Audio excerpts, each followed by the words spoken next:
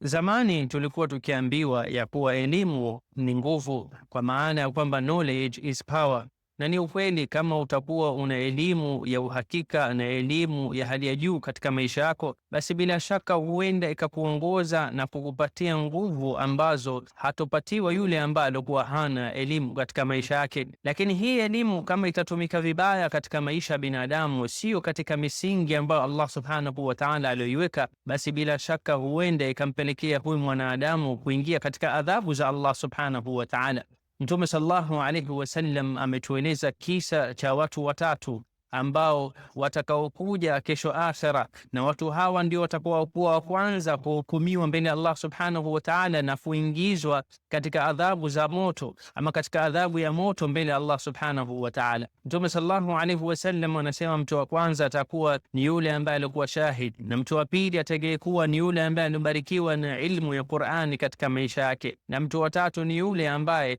atakayekuwa amepewa utajiri katika maisha yake. Mtume sallallahu alayhi wasallam anasema hawa wote walifanya matendo mema mbele Allah subhanahu wa ta'ala, lakini hawakufanya kwa ajili ya Allah subhanahu wa ta'ala, waliyafanya ili wapate sifa kutoka kwa watu ambao walikuwa wakiwazunguka, na hivyo hiyo ikawa ni sababu ya wao kukosa thamani juu ya matendo walikuwa wameyafanya mbele Allah subhanahu wa ta'ala, na kuingizwa katika adhabu ya moto mbele Allah subhanahu wa ta'ala. Subhanallah, hizi neema ambazo anazotupa Allah subhanahu wa ta'ala katika maisha yetu, ikiwa miongoni mwao ni hii elimu ambayo Allah alitubariki, elimu ya Qur'ani, elimu ya hadithi ambayo Allah anatubariki katika maisha yetu, elimu ya dini yake Allah subhanahu wa ta'ala anatupa katika maisha yetu. Ikiwa tutaitumia vibaya, ikiwa hatutofanya kwa kama vile Allah subhanahu wa ta'ala alivyokuwa ametuamrisha, ikawa tunatumia si kwa ikhlas, kwa ajili ya kumridhisha Allah subhanahu wa ta'ala, bali kwa ajili ya kutafuta sifa, kwa ajili ya kutafuta utajiri katika maisha yetu,